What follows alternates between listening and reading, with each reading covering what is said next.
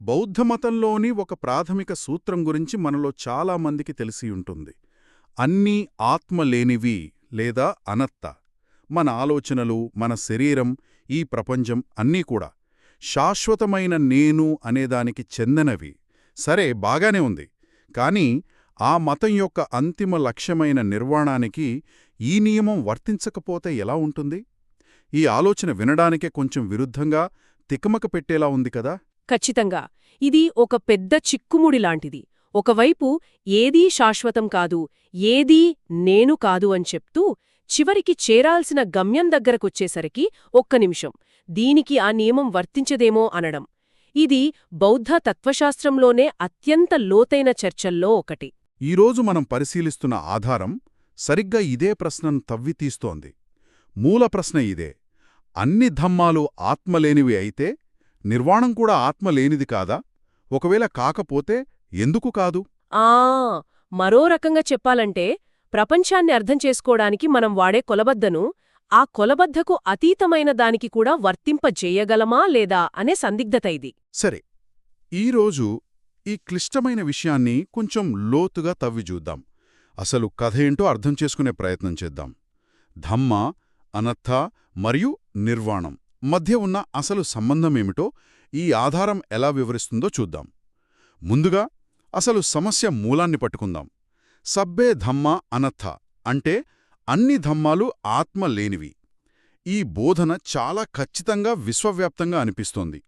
కొన్ని ధమ్మాలు అనలేదు, అన్నీ అన్నారు. అలాంటప్పుడు నిర్మాణం దీనికొక మినహాయింపు ఎలా అవుతుంది? ఇది మొదటి నియమాన్ని మనమే ఉల్లంఘించినట్లు కాదా? ఇక్కడే పాలి గ్రంథాలలో ఒక చాలా సూక్ష్మమైన, ముఖ్యమైన వ్యత్యాసాన్ని గమనించాలి. ఆధారం ప్రకారం నిర్వాణాన్ని అనుభూతి చెందడం లేదా దానిని ఒక లక్ష్యంగా పెట్టుకుని సాధించడం ఇదొక ధమ్మం. ఎందుకంటే ధమ్మం అంటే మనసు గ్రహించగలిగే ఏ విషయమైనా కావచ్చు. కాబట్టి నిర్వాణం అనే ఆలోచన, దాన్ని చేరాలనే సంకల్పం, ఆ అనుభూతి ఇవన్నీ మానసిక ప్రక్రియలే. అవన్నీ ధమ్మ పరిధిలోకే వస్తాయి. ఒక్క నిమిషం, ఇది చాలా ఆసక్తికరంగా ఉంది. అంటే మీరు చెప్పేది నిర్వాణానికి వెళ్లే మార్గం ఒక ధమ్మం, కాని నిర్వాణమనే గమ్యం వేరా? రెండూ ఒకటి కాదా? సరిగ్గా పట్టుకున్నారు. నిర్వాణం యొక్క వాస్తవస్థితి అది అన్ని ధమ్మాల ముగింపును, వాటి నిలుపుదలను సూచిస్తుంది. ఆ స్థితిలో మన అనుభవాలను నిర్మించే 5 గుంపులు అంటే రూపం, భావన, సంస్కారం వంటివి అవి ఉండవు. ఆ స్థితికి చేరాక నేను, నాది, ఆత్మ లేదా ఆత్మ లేనిది ఇలాంటి వర్గీకరణలకు, భావనలకు అసలు తావే లేదు. అవి అక్కడ వర్తించవు. ఎందుకంటే ఆ భావనలన్నీ సాపేక్ష ప్రపంచానికి చెందినవి. ఇది వింటుంటే నాకొక సందేహం వస్తోంది. అనాత్మ అనే భావన కూడా ఒక సాధనం లాంటిదేనా? అంటే దాన్ని కూడా చివరకు వదిలేయాలా? అది కొంచెం విచిత్రంగా లేదా? ఎందుకంటే మనం దాన్ని అంతిమ సత్యం అనుకుంటాం కదా. సరిగ్గా అదే. అందుకే మూల గ్రంథంలో బుద్ధుడు ఒక అద్భుతమైన ఉపమానం వాడారు. అదే ప్రసిద్ధమైన తెప్ప ఉపమానం. ఆయన బోధనలు ముఖ్యంగా నేను, నేను కాదు, ఆత్మ, అనాత్మ వంటివి ఒక పెద్ద నదిని దాటడానికి ఉపయోగించే తెప్పలాంటివి అని చెప్పారు. ఆ తెప్ప లేకుండా నది దాటడం అసాధ్యం.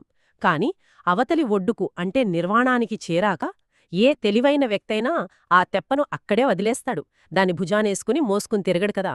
వావ్! ఆ ఉపమానం చాలా విషయాల్ని స్పష్టం చేస్తోంది. అంటే అనాత్మ అనేది కూడా ఒక దృష్టికోణం, ఒక సాధనం. అది గమ్యాన్ని చేరే వరకు అవసరం, కాని అదే గమ్యం కాదు. సరే, ఇప్పుడు నాలో మరింత కుతూహలం పెరుగుతోంది. మనం అన్ని ధమ్మాలు అన్నప్పుడు ఆ అన్ని అనే పదంలో అసలు ఏమేం వస్తాయి? దాని పరిధి ఎంత పెద్దది? ఇది చాలా మంచి ప్రశ్న. ఎందుకంటే ఈ పదం యొక్క నిర్వచనంపైనే ఈ మొత్తం వాదన ఆధారపడి ఉంది. మూల గ్రంథం ప్రకారం ధమ్మ అంటే మనసు ద్వారా గ్రహించగల లేదా అనుభవించగల ఏదైనా వస్తువు, భావన లేదా విషయం. అది భౌతిక వస్తువు కావచ్చు, ఒక ఆలోచన కావచ్చు, ఒక అనుభూతి, ఏదైనా. వీటిని స్థూలంగా 2 రకాలుగా విభజించారు. ఒక్క నిమిషం. అంటే నేను ఆలోచించే ప్రతి ఆలోచన, నేను చూసే ప్రతి దృశ్యం, నాకు కలిగే ప్రతి ఫీలింగ్ అన్నీ ధమ్మా కిందికే వస్తాయా? ఈ విషయంలో ఉన్న ప్రతిదినా? దాదాపుగా అంతే. అందుకే మొదటి రకాన్ని సంఖ్యేత, ఫ్యాబ్రికేటెడ్ అంటారు. అంటే నిర్మితమైనవి, రూపొందించబడినవి, షరతులతో కూడుకున్నవి. మనం అనుభవించే ఈ విశ్వంలోని ప్రతీదీ, మన శరీరాలు, ఆలోచనలు, భావోద్వేగాలు, మనం చూసే రూపాలు, వినే శబ్దాలు అన్నీ దీని కిందకే వస్తాయి. ఇవన్నీ కారణకార్య సంబంధాలతో ముడిపడి ఉంటాయి. పుడతాయి, మారుతాయి, నశిస్తాయి. ఏవీ శాశ్వతం కాదు. సరే, సంకత అంటే మన అనుభవ ప్రపంచమంతా అని అర్థమైంది. మరి రెండవది అసంఖత అంటే నిర్మితం కానిది, షరతులు లేనిది, శాశ్వతమైనది. దీనిని మరణం లేని స్థితి లేదా అంతిమ లక్ష్యమైన నిర్వాణంగా వర్ణిస్తారు. అయితే ఇక్కడే అసలు చిక్కు ఉంది. ఈ అసంఖత స్థితిని కూడా ఒక మానసిక వస్తువుగా, అంటే ఒక గమ్యంగా లేదా సాధించాల్సిన లక్ష్యంగా మనసు చూసినప్పుడు ఆ భావన కూడా ధమ్మ కిందకే వస్తుంది. అందుకే సబ్బే ధమ్మ అనర్థ అన్నారు. అంటే సంఖత మరియు అసంఖత ఈ రెండూ కూడా ఆత్మలేనివే. ఇది కొంచెం అర్థం చేసుకోవడం కష్టంగా ఉంది. నిర్వాణమనేది శాశ్వతమైనది, అంతిమ సత్యమనంటున్నాం. మరి అలాంటి శాశ్వతమైన దాన్ని కూడా నాది కాదు, నేను కాదు అని ఎందుకు వదిలేయాలి? దాన్ని పట్టుకోవడంలో తప్పేంటి? అదే కదా అసలైన నేనవ్వాలి. ఇక్కడే ఈ బోధన యొక్క అసలైన ప్రజ్ఞ కనిపిస్తుంది. దాని ముఖ్య ఉద్దేశం సాధకుడిని చివరి, అత్యంత సూక్ష్మమైన అహంకారం నుండి కూడా కాపాడటమే. ఊహించుకోండి, ఒక భిక్షువు ఎన్నో ఏళ్ల కఠోర సాధన తర్వాత అత్యున్నత ధ్యానస్థితికి చేరుకున్నాడనుకుందాం. ఆ స్థితిలో ఆహా, నేను నిర్వాణాన్ని సాధించాను, ఇదే నా నిజమైన శాశ్వతమైన ఆత్మ, ఇదే నేను అని దాన్ని పట్టుకునే ప్రమాదం చాలా ఎక్కువగా ఉంటుంది. అది చాలా సూక్ష్మమైన చివరి అహం. అంటే గెలుపు గీత దగ్గరకు వచ్చి ఆ గీతనే పట్టుకుని ఆగిపోయే ప్రమాదం ఉందన్నమాట. ఆఖరి మెట్టు మీద కూడా జారిపడే అవకాశం ఉంది. ఖచ్చితంగా.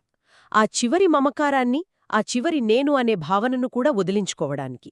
అన్ని ధమ్మాలు నిర్మితమైనవి మరియు నిర్మితం కానివి కూడా ఆత్మలేనివి అనే బోధన సహాయపడుతుంది. ఇదొక రక్షణ కవచం లాంటిది. సాధకుడు గమ్యాన్ని చేరాక ఆ గమ్యాన్నే ఒక కొత్త బంగారు సంకెళ్లుగా మార్చుకోకుండా నిరోధిస్తోంది.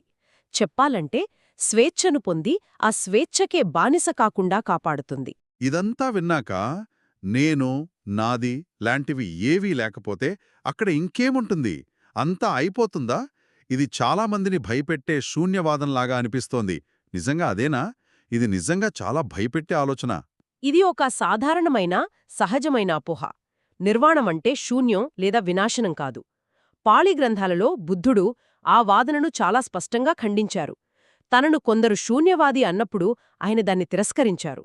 ఆయన చెప్పిందేమిటంటే 6 ఇంద్రియాల ద్వారా, అంటే కన్ను, ముక్కు, చెవి, నాలుక, శరీరం, మనసు ద్వారా తెలుసుకోలేని ఒక చైతన్యముంది. ఆ చైతన్యం మనం వాడే అన్ని అనే పదానికి కూడా అతీతంగా ఉంటుందని చెప్పారు. మూలగ్రంథంలో దీనికొక ప్రత్యేకమైన పదం ఉంది, విజ్ఞానం అని దర్శనం.